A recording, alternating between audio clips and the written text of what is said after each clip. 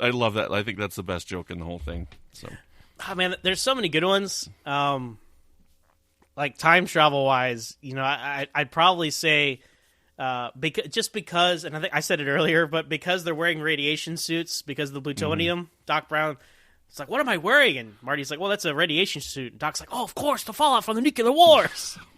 Because in the 50s, they thought, oh, we're going to go to war and use atomic bombs. And it just makes so much sense to them. So, and then when he's holding the camera, he's like, ooh, a portable television studio. So that kind of stuff. But, God, there's just so much. Like, it's such a cool, fun movie.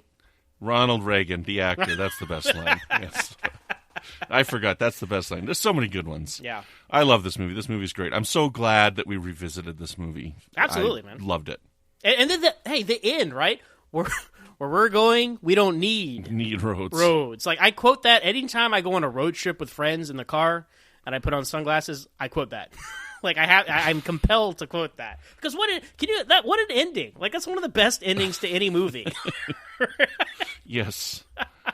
And they knock her out. And it's weird how she looks different next time.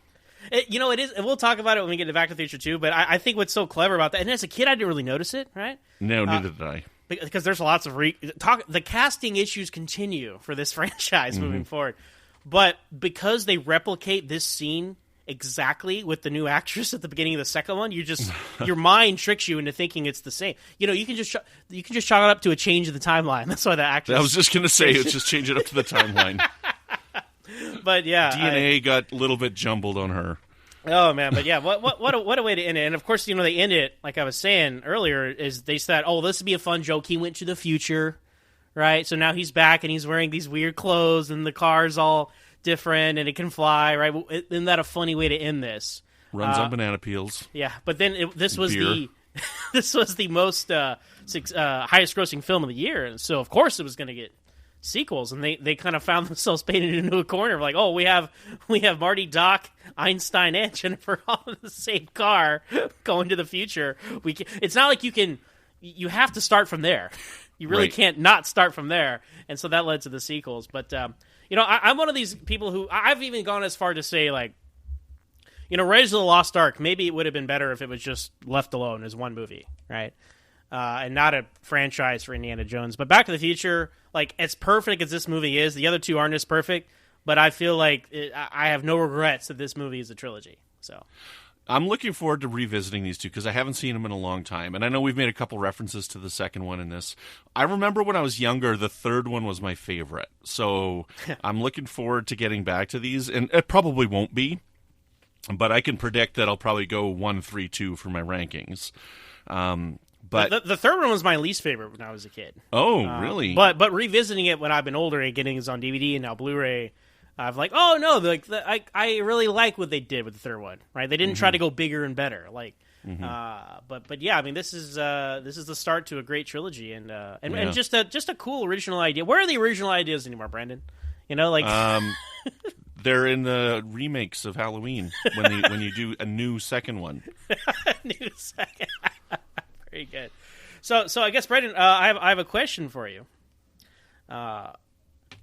How many times do you think Great Scott is said in this film? Oh my goodness, 3. 3 Great Scots. And Brandon, you're absolutely right. Doc says it 3 times. What a guess. I just guessed because I don't know. Well done, my man. That's funny. Awesome.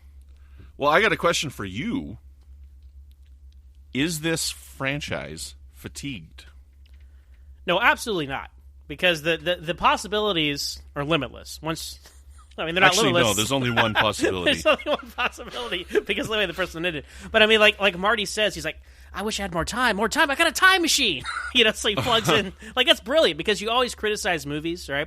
For like, well, you have a time machine. Why don't you just go back earlier? And that's exactly what he does. So, when you have a fun group of characters and a time machine, and you want to see more of these characters go on more adventures, you don't know what those are going to be, but you can't wait to see them because you want to see more of these people together having their hijinks. And absolutely not, this franchise is not fatigued at all. What do you think, Brandon?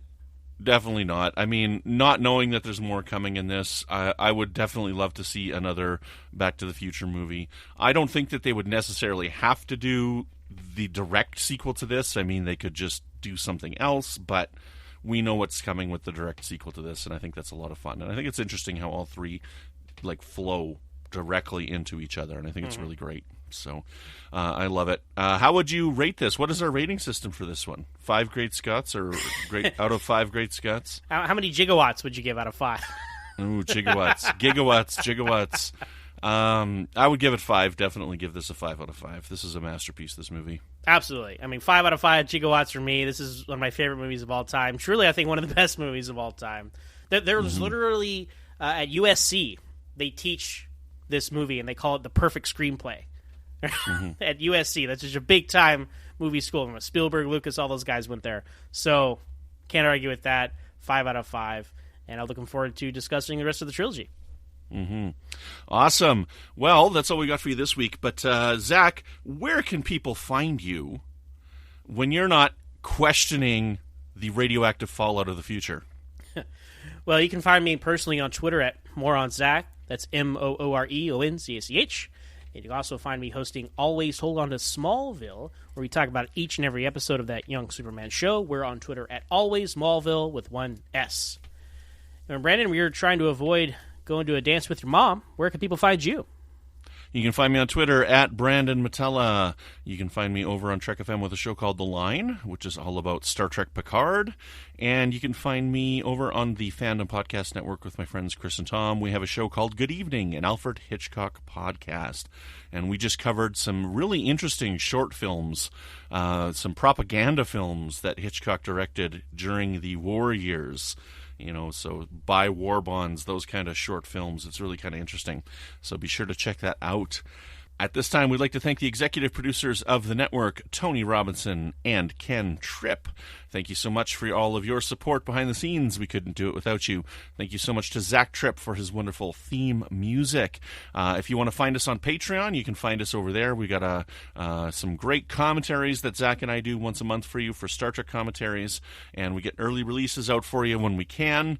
At the $3 a month, you get early releases. $5 a month, you get the commentaries, and at $10 a month we have a roundtable that we'll do with you, the patron. So please give us a rating and review wherever you get your podcasts. And until next time, when we cover Back to the Future Part 2, Electric Boogaloo, we are out of time. This is heavy.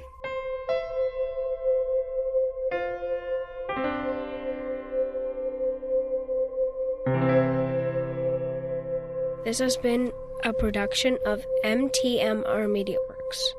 So I got a funny story. So I got a friend who has a car, and it made a joke, and I'll probably put this in the stinger at the end. But he had a picture of his car, like something happened to his car, and his tire literally fell off, the axle smashed, and he's took a picture of it.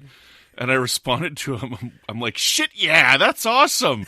And then I put a gif of the Back to the Future car flying away because the tires. We're going, we don't need roads.